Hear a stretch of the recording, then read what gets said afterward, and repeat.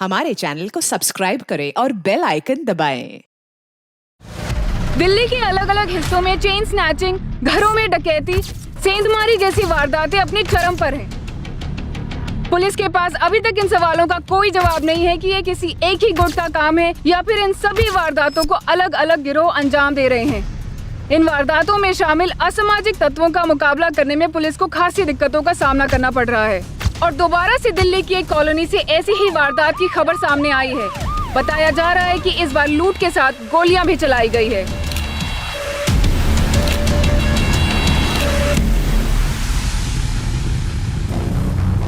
Sir, दरवाजे पर कहीं भी फोर्स एंट्री के निशान नहीं है। चोर इस ग्रिल को काटकर ही घर के अंदर घुसे होंगे।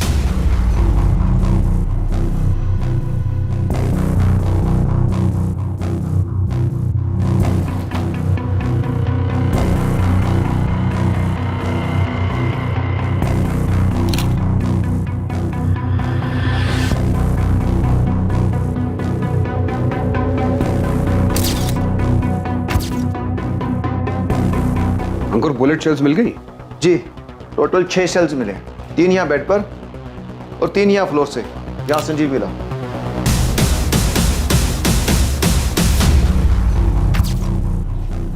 सर, दूसरे कमरे में सब कुछ सही सलामत है, किसी सामान को हाथ तक नहीं लगाया गया है। क्योंकि वहां जाने की जरूरत ही नहीं पड़ी होगी।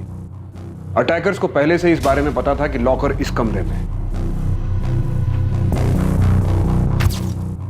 सर, पूनम को डॉक्टर ने डेड डिक्लेयर कर दिया। और उसका हस्बैंड संजीव चोपड़ा क्रिटिकल है sir. Sanjeev Chopra operation theatre में जिंदगी और मौत के बीच संघर्ष कर रहा था। पूनम चोपड़ा को हॉस्पिटल पहुंचते ही मृत घोषित कर दिया गया था। दिल्ली में इस डकैती और शूटआउट को एक रात पहले अंजाम दिया गया था।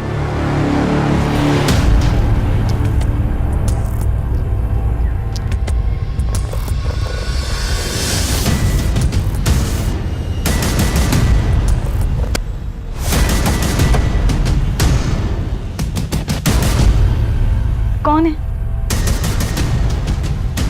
अरे कौन है भाई?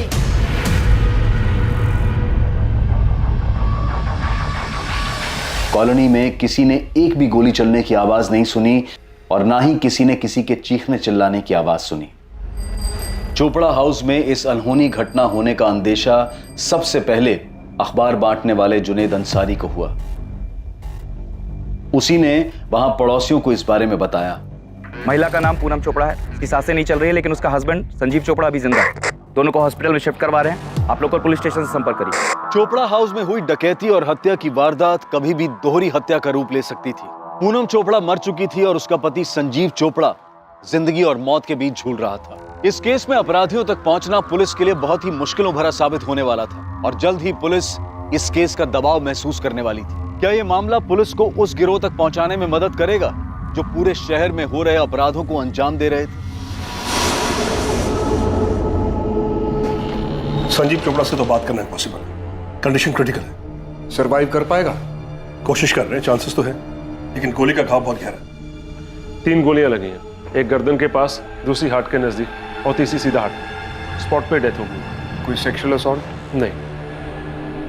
रॉबरीज भी सरदर्द बन गई हमारे लिए। सर, संजीव एक रियल एस्टेट कंसल्टेंट है। साकेत के सुदर्शन बिजनेस सेंटर में उसका ऑफिस है। पिछले 5 सालों से चला रहा है। सब खुद के दम पे शुरू किया है। A self made man. और उसकी वाइफ पूनम चोपड़ा? सर, उसका ब्यूटी पार्लर है नीलम एनक्लेव में। पिछले 3 सालों से ये सैलून चला रही है। ठीक ठाक ही चल रहा है। 2 ब्रांचेस और हैं। सर, ये संजीव के पेरेंट्स हैं।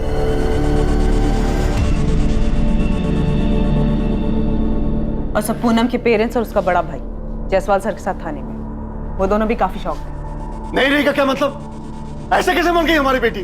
देवेंद्र जी, दरअसल आसपास किसी ने भी गोली चलने की आवाज नहीं सुनी, इसलिए इस वारदात के बारे में पता ही नहीं चला। और जब तक मेडिकल हेल्प पहुंची, उसे हॉस्पिटल ले जाया गया, तब तक डॉक्टर्स ने उसे ब्रॉड डेड डिक्लेयर कर दिया। और संजीव कैसा है? कंडीशन काफी क्रिटिकल है। ये सब हुआ कैसे? अभी हमें सिर्फ इतना पता चला है कि उस घर में डकैती हुई है, लॉकर्स खाली मिले। उन दोनों ने रोकने की कोशिश की होगी। रॉबर्ट्स ने टोटल 6 गोलियां चलाई, 3 संजीव पे और 3 पूनम पे। पूरे दिल्ली में दहशत का माहौल है।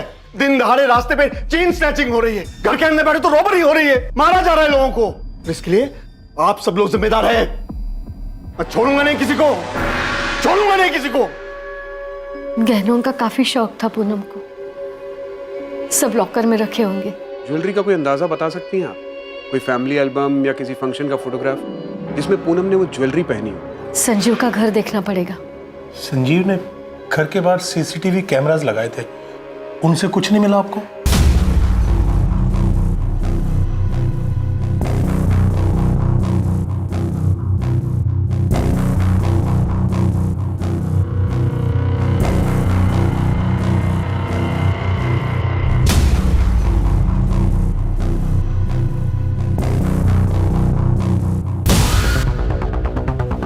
सर, रिकॉर्डर इसी जगह पर होगा सर। रॉबर्ट सीसीटीवी रिकॉर्डर भी साथ ले गए? देखा हमने 3 सीसीटीवी कैमरास लगे हैं। रॉबर्ट्स किचन की ग्रिल तोड़कर घर में घुसे, वहां भी सीसीटीवी कैमरा था, लेकिन उसके वायर्स काट दिए गए। वो अपने साथ सीसीटीवी रिकॉर्डर भी ले गए। देखिए, हम सेम मोडस ऑपरेंडी वाली रॉबरीज का पता कर रहे हैं। शायद आप लोगों के बेटे के घर में उन्हीं में से कोई घुसा। धनीराम जी, शायद आप कुछ जानते हैं। आपको कुछ बताना है? कुछ जानते हैं आप? जी मैं जानता हूं ये किसने किया। किसने? तुम कुछ जानते हो मनोज? सर मुझे पहले ही आप लोगों के पास आ जाना चाहिए था। मतलब ये प्लेन रॉबरी मर्डर नहीं है? तुम जानते हो कि ये किसने किया है? जानता हूँ सर। किसने किया है? सर ये बल्लू ने किया है। कौन बल्लू? सर बलराम जलोटा, मेरी छोटी बहन उषा का बेटा है। क्रिमिनल है सर, वो पहले भी संजीव को धमका चुका है। 15 लाख रुपए? किस बात के बल्लू? मेरा मुंह बंद करने के लिए वो फरीदाबाद वाली जमीन जो तुम्हें मिली है ना, वो डिस्प्यूटेड है और तुम नहीं चाहोगे कि उस पे मैं कोई सवाल खड़ा करूं। तुम बाहर में जाओ बल्लू, मैं एक दमड़ी भी नहीं दूंगा। सोच लो संजू, तुम्हारा काम ना बहुत अच्छे से चल रहा है और वो भाभी का क्या बोलते हैं ब्यूटी पार्लर, वो भी अच्छे से चल रहा है। तो 15 लाख कोई बड़ी रकम नहीं है। और हाँ, कह के जा रहा हूं और लेके भी जाऊंगा। और हाँ, नहीं मिला ना तो कोई बात नहीं, तुमको पता है ना कि मेरे ऊपर पहले से 2 मर्डर चार्जेस हैं। भैया आप तो जानते हैं, जब पहली बार मर्डर केस में बल्लू का नाम आया था, हमने तभी उसे अपने घर से निकाल दिया था। 1 साल हो गया, ना उससे देखा है ना उससे बात की। मैं क्या करूं? वो बार बार संजीव को धमकी दे रहा है। भैया इसके पहले वो कुछ और करे, आप मेरी बात मानिए, आप पुलिस के पास जाइए। बल्लू मेरा बेटा ही नहीं है, मैं नहीं मानती हूँ उसे अपना बेटा। अपने घर का लड़का अपने ही घर में ऐसा डका डाल रहा है। थाने चल, अब कंप्लेंट करने के अलावा और कोई चारा नहीं। नहीं पापा, उसने धमकी दे रखी है। अगर हम पुलिस को बताएंगे तो मुझे या फिर आपको मार डालेगा। आप तो जानते हो बल्लू कैसा है। तो क्या करेगा तू? उसे देगा 15 लाख रुपए? तू अभी के अभी मेरे साथ पुलिस स्टेशन चल। चल सर, 3 हफ्ता पहले हमने इस बलराम के नाम पर मयूरपुरी पुलिस स्टेशन में शिकायत भी दर्ज की थी। बलराम उर्फ बल्लू की सारी डिटेल्स और अपनी बहन का एड्रेस भी दीजिए हमें। संजीव चोपड़ा? मतलब तुम ये कह रहे हो कि तुम्हारे जीजा ने तुम्हारी बहन का मर्डर किया है? इसके पीछे वही है सर। सर पूनम को डर था कि संजीव उसे मारने की प्लानिंग कर रहा है। क्या कह रही हो पूनम? संजीव तुझे मारना चाहता है? हाँ मनोज, मुझे उसकी आंखों में दिख रहा है, कुछ समय से कुछ ज्यादा ही अच्छा पेश आ रहा है और मुझे पूरा यकीन है कि उसके दिमाग में कुछ ना कुछ जरूर चल रहा है। अभी तो बहुत सारी अपॉइंटमेंट्स है संजीव, पॉसिबल नहीं हो पाएगा। पूनम, अपॉइंटमेंट्स तो रोज ही रहेंगे यार। एक काम करते हैं, आज पिक्चर चलते हैं और डिनर भी बाहर ही करेंगे। अब आज तो पॉसिबल नहीं हो पाएगा। मैं कुछ नहीं जानता, मैं आता हूँ 15 मिनट में, तुम तैयार रहना बस। समझा करो डार्लिंग यार, आज मूड है यार। मनोज, मुझे लग रहा है कि संजीव कुछ तो प्लान कर रहा है, मारना चाहता है वो मुझे। आई एम डैम श्योर कि बाहर उसका कोई अफेयर चल रहा है। देखो मनोज, तुम संजीव का नाम ले रहे हो इसलिए मैं तुम्हें दोबारा बोल रहा हूँ। संजीव की कंडीशन काफी क्रिटिकल है, 50% ही चांसेस है कि वो सर्वाइव कर जाए। सर ये बात आपने मुझे पहले भी बताई, लेकिन मैं जो कह रहा हूँ ये बात मुझे पूनम ने बताई है सर। ये रॉबरी नहीं हो सकती, सीसीटीवी रिकॉर्डर गायब है, संजीव का काम है सर। ये पूनम को मारना चाहता था वो। सर मैंने तो पूनम से कहा था कि चल के पुलिस में कंप्लेंट कर दे। तो फिर तुमने कंप्लेंट क्यों नहीं की? सर मुझे वक्त ही नहीं मिला। अभी 1 हफ्ते पहले हमारी बात हुई दशहरे पर, हम मिलकर बैठकर बात करने वाले थे इस बारे में। लेकिन उससे पहले ही ये सब। तुम्हारे पेरेंट्स इस बात को जानते?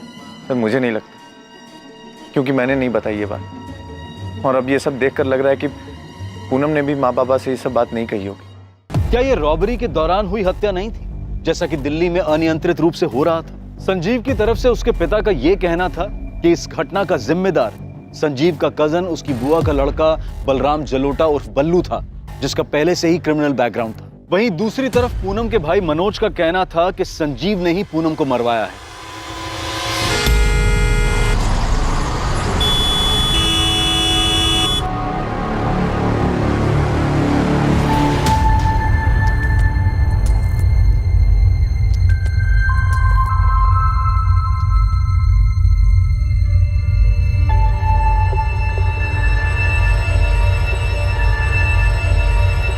देखिए, आप लोग सिर्फ 5 मिनट के लिए मिल सकते हैं। डॉक्टर, मेरा बेटा अब सेफ तो है ना? संजीव के वाइटल पैरामीटर्स को हम लोग मॉनिटर कर रहे हैं। एक बार स्टेबलाइज हो जाएंगे तो हमें दोबारा ऑपरेशन करना पड़ेगा। अभी तो हम यही कह सकते हैं कि condition is still critical. Sanjeev के फोन रिकॉर्ड्स निकलवाओ। दोनों के मोबाइल तो घर पर ही मिले हैं ना? जी सर, मोबाइल चोरी नहीं हुआ है। दिल्ली के आज तक के हाउस ब्रेक्स में यही ट्रेंड देखा गया है। लेकिन एक बात अजीब है सर, ये पूनम का भाई मनोज संजीव चोपड़ा का नाम ले रहा है। बिना आग के धुआं नहीं उठता। पड़ोसियों से पता करते हैं। सेल फोन और कॉल रिकॉर्ड्स काफी कुछ बताएंगे। यहां रॉबरी के एंगल के साथ बल्लू और मनोज का एलिगेशन, इन दोनों एंगल्स को भी देखना पड़ेगा। और यह भी हो सकता है कि किसी ने रॉबरी की आड़ में छिपकर यह काम किया हो। बल्लू, अब देखते ही गोली मार दीजिए बल्लू को। मेरा बेटा नहीं है वो। और हम नहीं जानते कि वो कहाँ है, और ना ही हमें कोई फर्क पड़ता है। उसने अपने ही भाई को मौत के मुंह पर लाकर छोड़ दिया, उसकी बीबी को मार दिया। आप उसे मार दीजिए। उषा जी, धीरज जी, आप लोगों का गुस्सा और संजीव के परिवार की तरफ आप लोगों की भावना एक तरफ है, लेकिन हमें बल्लू को पकड़ना। और बल्लू वो हमारा बेटा नहीं। जब वो पहली बार अरेस्ट हुआ था ना, हमने सारे रिश्ते तोड़ दिए थे उससे।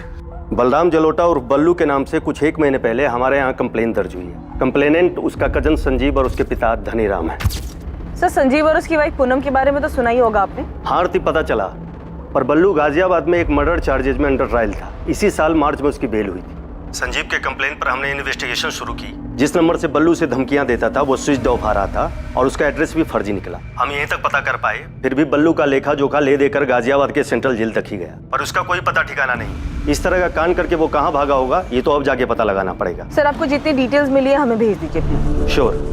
संजीव जी और पूनम के बीच अनबन, ये कैसा सवाल है? उनके घर में चोरी हुई है और इसका और उसका क्या? दीदी जी, आप उनकी पड़ोसी हैं, आप उन दोनों को अच्छे से जानती होंगी।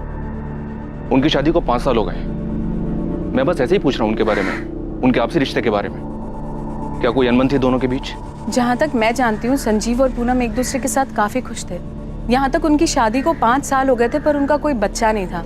तो एक बार मैंने खुद ही सामने से उनसे पूछ लिया। You know what, प्रीति, मैं और संजीव हम दोनों ही बहुत एम्बिशियस हैं। मैं पूरे शहर में अपने ब्यूटी पार्लर की एक चेन शुरू करना चाहती हूँ, और मेरी इस एम्बिशन को पूरा करने के लिए संजीव हर वक्त मेरे साथ खड़ा है। पूनम, ऐसा तुम मानती हो, पर ज्यादा देर होगी ना तो।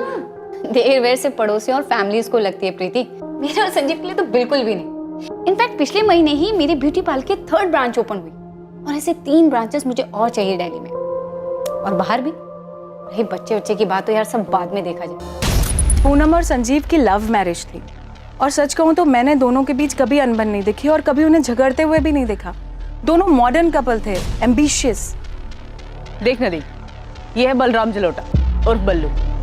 आपने बताया था मैडम, इसने गाजियाबाद में 2 मर्डर किए थे। हाँ, केस अंडर ट्रायल है। ये बल्लू संजीव की बुआ का लड़का है। नदीम, तू काम पे लग जा, इस बल्लू को ढूंढ के निकाल। बुलेट एक ही टाइप की है, लेकिन दोनों अलग अलग गन से चली है। तुम बोल रहे हो कि 2 गन्स यूज हुई है, पर दोनों गन्स एक ही मेक की है। बिल्कुल सही राठौर, एक जैसी 2 गन। तो हम ये मान सकते हैं कि हमलावर 2 लोग रहे होंगे। होना चाहिए, लेकिन घर में कोई निशान नहीं मिला, कोई फिंगरप्रिंट्स भी नहीं और किसी भी तरह का कोई निशान नहीं।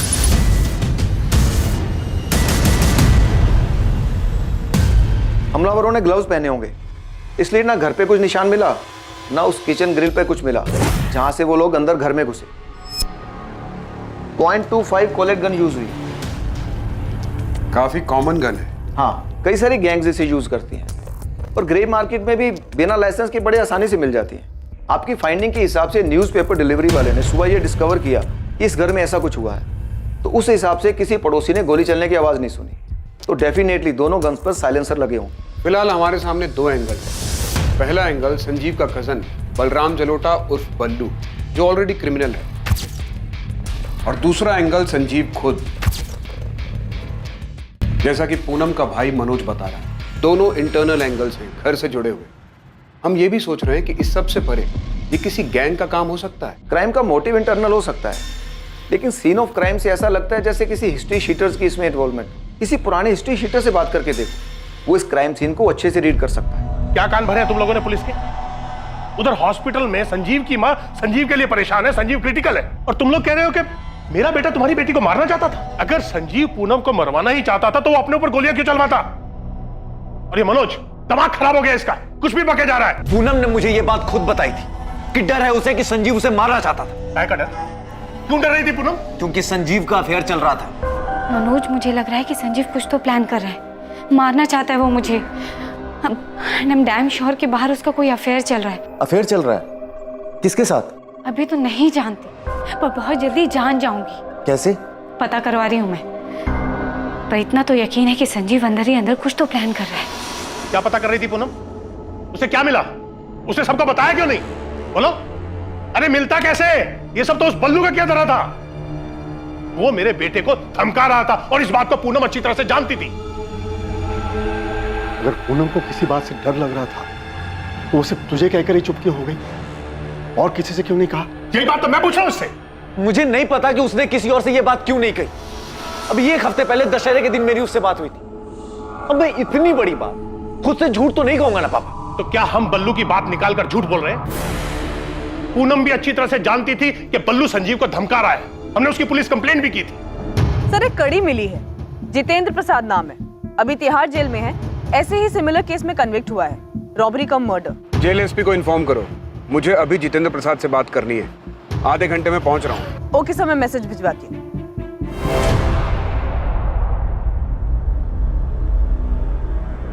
फोटो मत दिखाइए साहब, मैं जानता हूँ ये क्या है। तो फिर बता जीतू, तेरा गैंग भी 6 महीने पहले तक यही करता था। मैं अभी का बता सकता हूँ साहब, ये जो इतनी सारी चोरियां हो रही हैं ना, इन सब के पीछे 2 कौड़ी के गैंग हैं।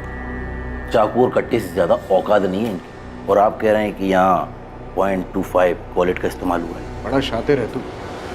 आगे बता, कौन सा गैंग होगा?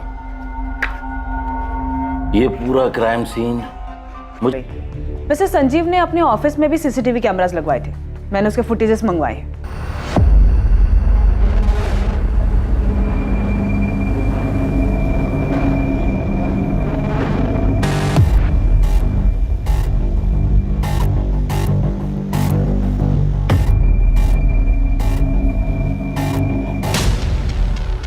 बेल से बाहर आने के बाद ये बल्लू संजीव के ऑफिस में कई बार गया है। ये बल्लू का नंबर जो फिलहाल स्विच ऑफ आ रहा है, वो फर्जी नाम और फर्जी एड्रेस पे लिया गया है। यहाँ मुझे बल्लू वाला एंगल काफी स्ट्रांग लग रहा है। 2 मर्डर केस की हिस्ट्री है, रंगदारी मांग रहा था, धमकी दी थी। तो मैं मनोज को क्या सूझी संजीव का नाम लेने की? कहीं वो खुद का पर्सनल एंगल लगाकर कोई कहानी तो नहीं सुना रहा है? क्या पूनम ने सच में मनोज से संजीव के अफेयर के बारे में कुछ कहा होगा? बेटा, पूनम ने क्या सच में तुझसे कहा था कि संजीव उसे मारना चाहता है? नहीं माँ, मैंने जानबूझकर बोली ये बात, क्योंकि मुझे अच्छा नहीं लग रहा कि घर में चोरी हुई, मेरी बहन मर गई और वो संजीव बच गया। जब पूनम ने मुझे ये बात बताई थी तो मुझे अजीब लगा था, और अब और अजीब लग रहा है जब मेरे माँ बाप मुझ पे ही शक कर रहे हैं। अरे आप लोग ही बताइए, मैं झूठ क्यों बोलूंगा, और मैं जानबूझकर इन्वेस्टिगेशन को गलत दिशा क्यों दूंगा? लेकिन बेटा, पूनम ने ना मुझसे कुछ कहा ना तेरे पापा से। अब उसने कुछ नहीं बताया तो मैं क्या करूं माँ? और कसम से माँ, मुझे भी कुछ दिन पहले ही बताया उसने, और हो सकता है कि वो तुम्हें बताने वाली हो, लेकिन उससे पहले ये।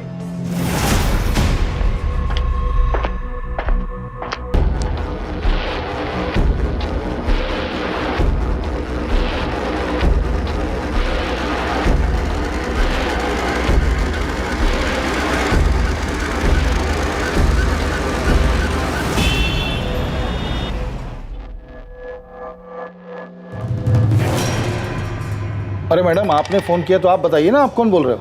मैं असिस्टेंट सब इंस्पेक्टर आरती त्रिवेदी बोल रही हूँ, रसिक विहार पुलिस स्टेशन से। मैं गिरीश रावत बोल रहा हूँ। पूनम चोपड़ा को तो जानते ही होंगे आप? हाँ जी, बिल्कुल जानता हूँ। उनका मर्डर हुआ है, उनके हस्बैंड की कंडीशन क्रिटिकल है। Very sad. अभी 3 दिन पहले पढ़ा अखबार में मैंने। 3 दिन पहले से भी जानते होंगे। 14 अक्टूबर को पूनम चोपड़ा के घर में अटैक हुआ था। उसके पहले से ही पूनम चोपड़ा के फोन रिकॉर्ड में आपसे बातचीत होती दिख रही है। हाँ जी, मैंने कब मना किया, बातचीत हुई थी, मेरी होती रहती थी। इनफैक्ट सितंबर के आखिरी वीक में उनसे मिलने गया था मैं, अपना बैलेंस पेमेंट लेने के लिए, 45,000 रुपये कैश। कौन है आप? मैं गिरीश रावत, प्राइवेट डिटेक्टिव।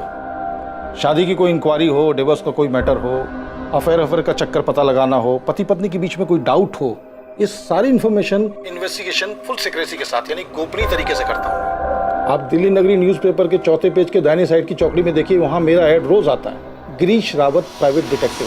पूनम चोपड़ा के लिए इन्वेस्टिगेशन कर रहे थे आप? उसके पति का अफेयर था? हाँ जी, बिल्कुल था।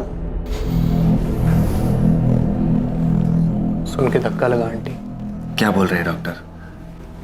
पता नहीं बेटा, डॉक्टर कह रहे हैं कोई नर्व अफेक्ट हुआ है। ट्रीटमेंट पे रिस्पॉन्ड तो कर रहा है संजीव, लेकिन अभी तक उसे होश नहीं आया।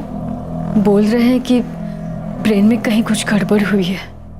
यहाँ संजीव आंख नहीं खोल रहा है और वहां पूनम का भाई मनोज कह रहा है संजीव पूनम को मारना चाहता था। बकवास कर रहे हो आंटी, इन सबके पीछे बल्लू का हाथ हो सकता है। हमने भी पुलिस को यही कहा कि बल्लू ने धमकी दी थी संजीव को मारने की और उसने ऐसा किया भी, लेकिन पुलिस को बल्लू मिल ही नहीं रहा है। ये 100% बल्लू का ही काम है राठौर, कर सकता है।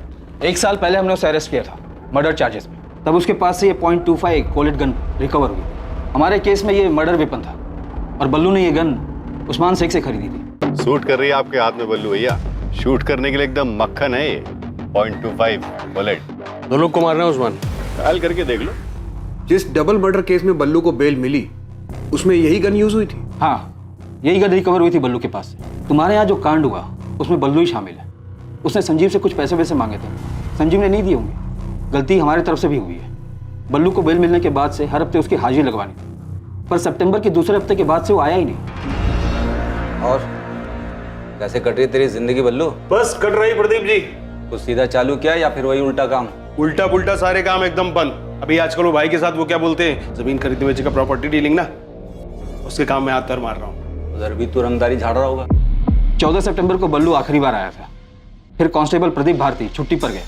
बाकी यहाँ पर किसी को ध्यान नहीं आया बल्लू का। और वहाँ मयूरपुरी थाने में संजीव और उसके फादर ने बल्लू की कंप्लेंट कर दी थी और वहाँ के पीआई गाजियाबाद जेल में इंक्वायरी करे। बात यहाँ तक आई नहीं और जब मैंने कांस्टेबल भारती से पूछा तो उसने यही कहा कि उसे पहले से ही शक था कि बल्लू किसी एक्सटॉर्शन के जुगाड़ में लगा हुआ है। शरद, मुझे उस गन सेलर उस्मान शेख की डिटेल्स चाहिए। अभी तो हमारे हाथ में नहीं है, लेकिन उस्मान शेख के लिए 1 साल से मेनहंट जारी है। कोई साथी भी था क्या बल्लू का? नहीं, जहाँ तक हमें पता है बल्लू अकेला ही काम करता था। यहाँ तो 2 लोगों के होने के चांसेस हैं। अगर इसमें बल्लू था तो उसके साथ कोई और भी था, क्योंकि गोलियां 2 लोगों ने चलाई है। मैं पता करता हूँ, देखते हैं उसके साथ कोई साथी था या नहीं, लेकिन फिलहाल हमें उस्मान शेख को ढूंढना होगा। बल्लू की पुरानी गन तो हमारे पास है, बल्लू दूसरी गन के लिए 100% उस्मान के पास ही गया होगा।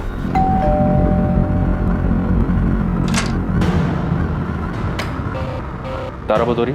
यस।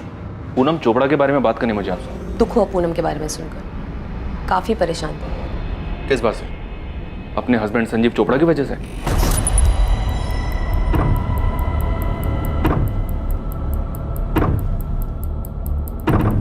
पूनम जानना चाहती थी कि उसके हस्बैंड का अफेयर किस लड़की के साथ था, और ये जानना मेरे लिए चुटकी बजाने के बराबर था।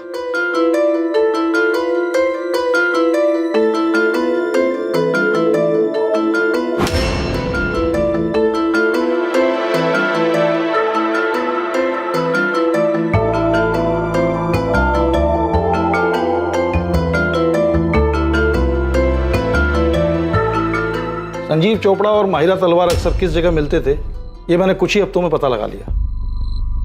इस लड़की का नाम माहिरा तलवार है? हाँ जी, माहिरा तलवार, उम्र 27 साल। ये साकेत के एक सुपर स्टोर में सेल्स वुमेन का काम करती है। थर्सडे को माहिरा की छुट्टी होती है। इस दिन वो और आपके हस्बैंड दोनों गुरुग्राम के एक होटल में मिलते हैं। बाकी फ्राइडे टू वेडनेसडे कॉफी पे मिलते हैं रोज। ये सब कब से चल रहा है उन दोनों के बीच? देखिए, साथ में सिर्फ कॉफी ही नहीं पीते, फिजिकल रिलेशन भी है। और ये सब रातों रात नहीं होता। मेरे ख्याल से कम 1 साल से साथ में है। मतलब संजीव मुझे धोखा दे रहा है ना? संजीव और माहिरा के बारे में मुझे जो कुछ मालूम पड़ा मैंने सब कुछ पूनम को बता दिया। और हाँ, एक बात और, रौनक विहार में माहिरा अकेली रहती है, 1 BHK अपार्टमेंट है। लेकिन संजीव के फोन रिकॉर्ड में तो हमें इस माहिरा का नंबर नहीं मिला। 4440981 संजीव का दूसरा नंबर। पूनम ने अपने भाई से कहा था कि उसे डर है कि संजीव उसे मारने का प्लान कर रहा है। ये बात तुम जानते थे? जी, वो अपने हस्बैंड को लेकर काफी परेशान थी। उसका हस्बैंड उसे जान से मारना चाहता था, इसलिए उसने ये खुलकर कहा था आपसे। क्या संजीव उसे मारना चाहता था? हाँ, अभी आपने ही तो कहा कि वो संजीव को लेकर काफी परेशान थी उसके अफेयर की वजह से। नहीं इंस्पेक्टर, मैंने आपसे ये कहा कि मैं ये जानती हूँ कि पूनम अपने हस्बैंड को लेकर परेशान थी, लेकिन मैं ये बिल्कुल नहीं जानती थी कि संजीव उसे मारना चाहता था। तो फिर आप और क्या जानती हैं? मैं ये तो नहीं जानता कि ये सब हुआ कैसे, पर आप उल्टा कह रही हैं। मैं आपकी बात मान लेता अगर आप ये कहती कि पूनम अपने हस्बैंड को मारने का प्लान बना रही थी। क्या पूनम भी अपने हस्बैंड को मारने का प्लान बना रही थी? देखिए इंस्पेक्टर, मुझे कोई अंदाजा नहीं है कि संजीव पूनम को मारना चाहता था। मैं बस इतना जानती हूँ कि पूनम संजीव से बहुत परेशान थी और वो उसको सबक सिखाना चाहती थी। उसे जान से मारकर? ये मैं नहीं जानती। मैं बस ये जानती हूँ कि पूनम अपने हस्बैंड को तकलीफ पहुंचाना चाहती थी। 10 ऑफ स्वॉर्ड्स। क्या मतलब है इसका? मुझे कोई धोखा देने वाला है? I mean, मेरा हस्बैंड मेरी पीठ पर छुरा घोंपने वाला है? पूनम, तुम हमेशा पहले अपने पार्लर बिजनेस के बारे में पूछते थे, लेकिन अब ऑल ऑफ अ सडन तुम्हारे संजीव के बीच में सब ठीक है ना? धोखा दे रहा है वो मुझे तारा। मेरे पीठ पीछे उसका अफेयर चल रहा है, कोई लड़की है उसकी लाइफ में। तो बात करो उससे। और पूनम, ऐसा तो नहीं है कि तुमने कभी उसे धोखा नहीं दिया, है ना? तुम रिलैक्स करो। तुम मेरी हेल्प कर सकती हो प्लीज? तुम कुछ करो ना संजीव का। क्या चाहती हो तुम? मैं चाहती हूँ तारा तुम उसे दर्द दो, उसे तकलीफ पहुंचाओ। किसी को दर्द देने से खुद भी दर्द ही हासिल होता है। तुम्हें चाहिए कि सबसे पहले तुम अपनी तकलीफ कम करो। अचानक कि मेहरबान हो गया है मुझ पर, बहुत केयर करने लगा है, वक्त बिताना चाहता है मेरे साथ। अभी तो बहुत सारी अपॉइंटमेंट्स है संजीव, पॉसिबल नहीं हो पाएगा। पूनम, अपॉइंटमेंट्स तो रोज ही रहेंगे यार। एक काम करते हैं, आज पिक्चर चलते हैं, और डिनर भी बाहर ही करेंगे।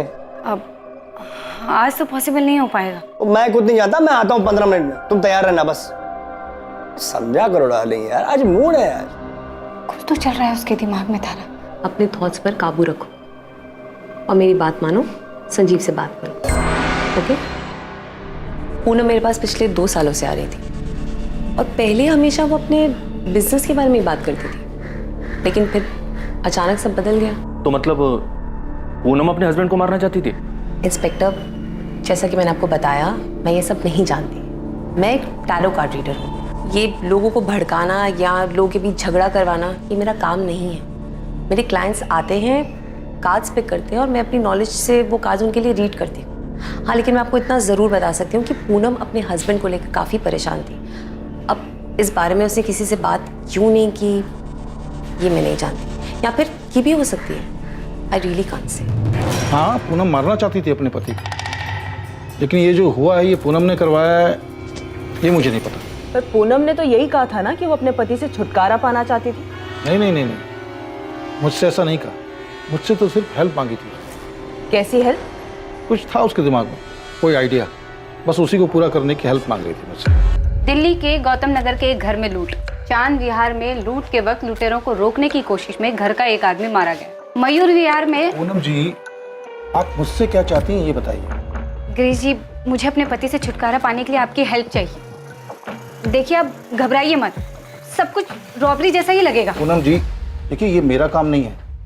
आपने अपने हस्बैंड के बारे में जानकारी चाहिए, मैंने आपको दी।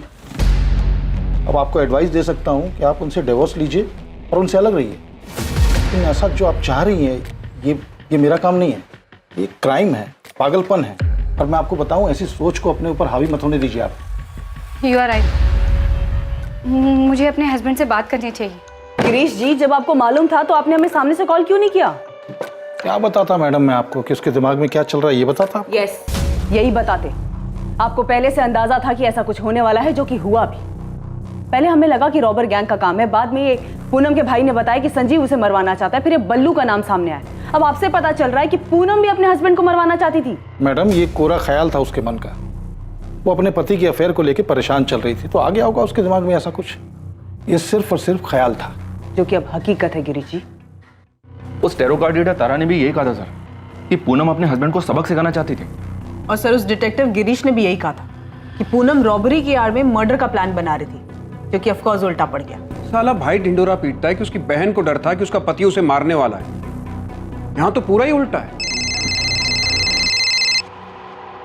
खबरी नदीम का फोन है सर, हो सकता है हमलावरों के बारे में कुछ हाथ लगाओ।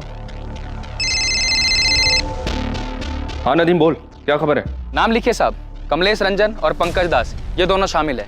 क्या हिस्ट्री इनकी? एमपी की है साहब, और ये वैसे भी कोई नॉर्मल रॉबरी नहीं थी साहब। इन दोनों को हायर किया गया था पूनम चोपड़ा को मारने के लिए। पूनम चोपड़ा को मारने के लिए? नदीम दोबारा कंफर्म कर, पूनम ने हायर किया होगा संजीव को मारने के लिए? नहीं साहब, इन दोनों को हायर किया था मनीष कालरा ने। अब ये मनीष कालरा कौन है इस कांड में? साहब बहुत बड़ी मछली है ये, बहुत पैसे वाला है, मनी लैंडर है, अय्याश एक नंबर का।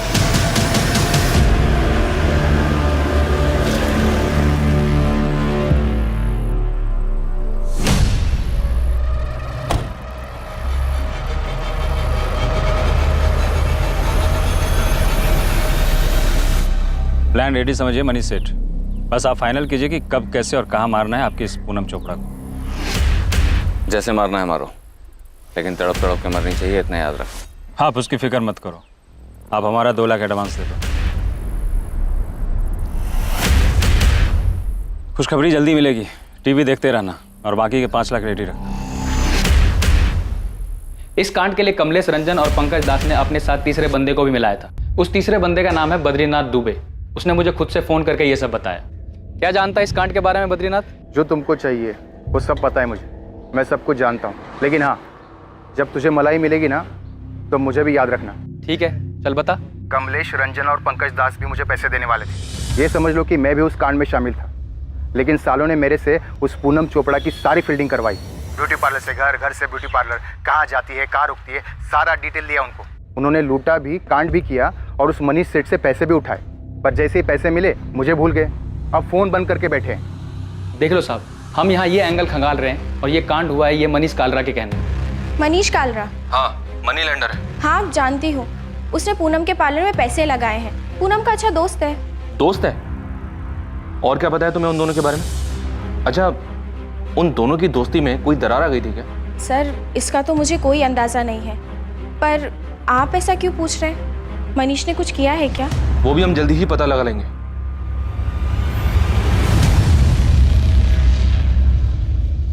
सबसे पहले इस क्राइम का शहर में हो रही बाकी लूट और रॉबरी जैसा ही लगना, उसके बाद संजीव चोपड़ा पर शक, फिर पूनम के खुद मास्टरमाइंड होने की संभावना का सामने आना, जहां उसके ही इशारों पर कराए गए अपराध में वो खुद ही निशाना बन गई। और अब सामने आया मनीष कालरा का नाम, पूनम का दोस्त जो हमेशा के लिए उसे रास्ते से हटाना चाहता था। क्या इन दोनों एंगल्स में कोई सच्चाई थी?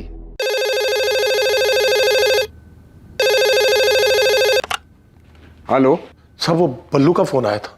कब किया था? कहां से किया था ये तो नहीं बताया, लेकिन वो सब कुछ जानता है, सब कुछ। ये भी कि संजीव आईसीयू में है और उसने फिर से धमकी दी है अधूरा काम पूरा करने की। हेलो, कहा मामा, संजीव के पास नहीं हो क्या? बल्लू? चलो अच्छा है, आवाज से पहचान लिया मामा ने। मेरे भाई के घर से मुझे बस 2 लाख कैश और चुटुर पुटुर में 1.5 लाख की ज्वेलरी मिली है, पर जान बचाने के लिए उसे तो 15 लाख देने थे। सुना है अभी भी सांसें चल रही हैं उसकी। बल्लू कहाँ है तू? आपके पीछे ही खड़ा हूँ मामा। बस इतना समझ लो कि बहुत सांसें खींच ली हैं संजीव ने। अब और जीना है उसको तो मुझे पैसे दे दो, देर नहीं हुई अभी, वरना कब कितना खून पानी ऊपर नीचे होता है उसका हर खबर मिलती है मुझे। 1-2 पाइप निकाल दूंगा, पूरा ऊपर पहुंच जाएगा। बल्लू, बल्लू सर, ये इसी नंबर से कॉल आया था। आप फिक्र मत कीजिए धनीराम जी, संजीव के लिए कांस्टेबल लगा रहा हूं यहाँ। पहले दिन से हम लोग यही कह रहे हैं कि ये सब बल्लू ने किया है। पता नहीं वो मनोज बार बार संजीव का नाम क्यों ले रहा है। वो बिजनेस तुम्हारा है पूनम, अब वो मुनाफे में रहे या घाटे में मुझे उससे कोई मतलब नहीं। मुझे नहीं पता कि संजीव ने तुम्हारा साथ किस लिए दिया, लेकिन मैं फेवर नहीं कर सकता। I'm sorry। हो प्लीज, मैं तुमसे फेवर मांग भी नहीं रही हूँ मनोज। मैं सिर्फ पापा जी के गुरुग्राम वाले फ्लैट की बात कर रही हूँ। हाँ तो वो फ्लैट मेरे नाम पर है। हाँ है तो, उसमें मेरा भी हिस्सा है। शायद तुम भूल रही हो, उस फ्लैट के हिस्से के बदले में पापा जी से तुमने बहुत पैसे ले लिए और शायद बर्बाद भी कर दी। मेरे सिर्फ एक केस करने की देर है मनोज, समझे? तो डिस्प्यूटेड प्रॉपर्टी हो जाएगी वो, और उसमें मेरा भी शेयर है, शायद तुम भूल रहे हो। हाँ तो तुमने अपने शेयर के बदले में कैश ले लिया है ना। मनोज मुझे सिर्फ पैसे चाहिए, एनी हाउ जरूरत है मुझे। अब चाहे तुम मार्केट रेट पे 50% कैश दो या फिर फ्लैट बेचकर मुझे पैसे दो। तुम बहुत सेल्फिश हो पूनम। तो तुम्हें भी अपनी छोटी बहन के लिए अपने दिल में थोड़ी सी बड़ी जगह कर लेनी चाहिए।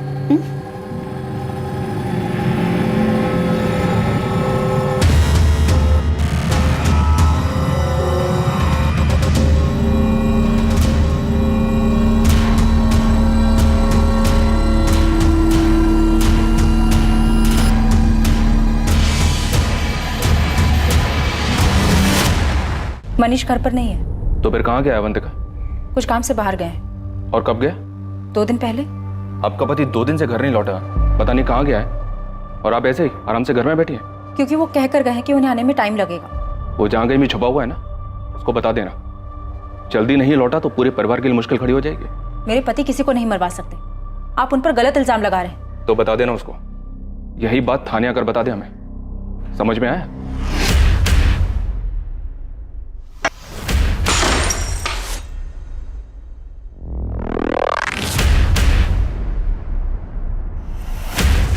मैं तुम्हें बर्बाद कर दूंगी मनीष, कहीं का नहीं छोड़ूंगी तुम्हें।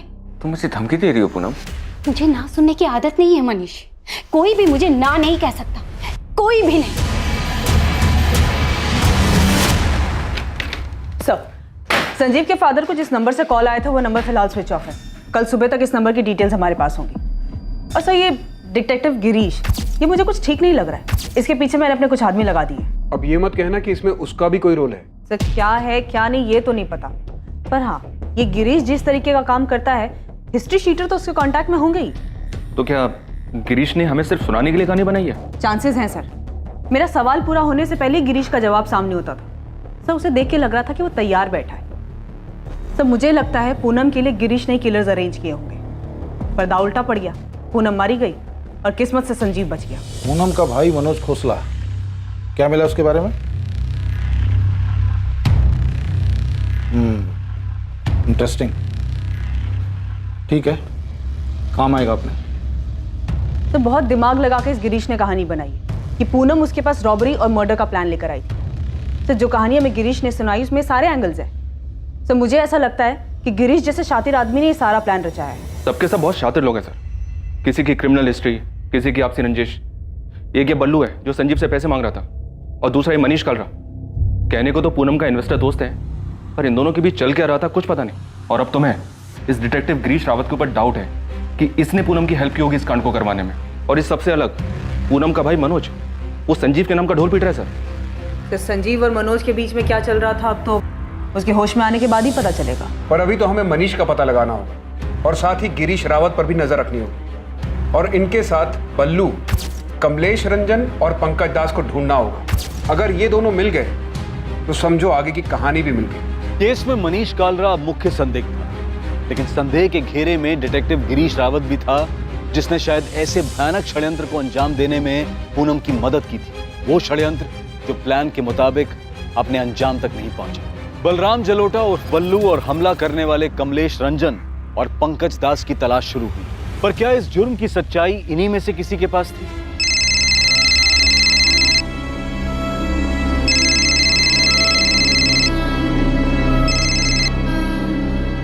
शोएब मुझे परेशान मत करो। होटल शाइनिंग मून, जहांगीरपुरा, यही बात मेरे सामने आकर बोल दो। मैं नहीं आऊंगी। आना पड़ेगा। मैं नहीं आऊंगी, सुना तुमने? तो तुम भी कान खोलकर सुन लो। एक फोन करने के बाद पुलिस भी तुम्हारी बात नहीं सुनेगी। तुम ब्लैकमेल कर रहे हो मुझे? ब्लैकमेल? तुमने मर्डर किया है माहिरा, पूनम को मार दिया है तुमने, और संजीव को मरने के लिए छोड़ दिया, जो कभी भी मर सकता है। मैंने कुछ नहीं किया है। होटल शाइनिंग मून 12 बजे आ जाना। किसी को कुछ नहीं पता चलेगा कि तुमने क्या किया।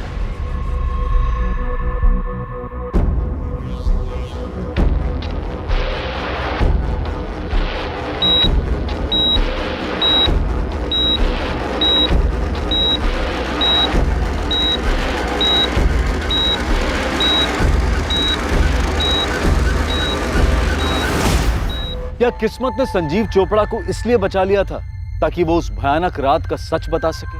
कहते हैं जाको राखे साइयां मार सके ना कोई। क्या संजीव के साथ भी ऐसा ही होने वाला था? क्या हुआ था उस रात, कैसे हुआ था, किसने किया था? इन सारे सवालों के जवाब हमें मिलेंगे कल रात 11 बजे इस केस के दूसरे और आखिरी भाग में। जय। For more updates, subscribe to our channel, click the show links and enjoy watching the videos.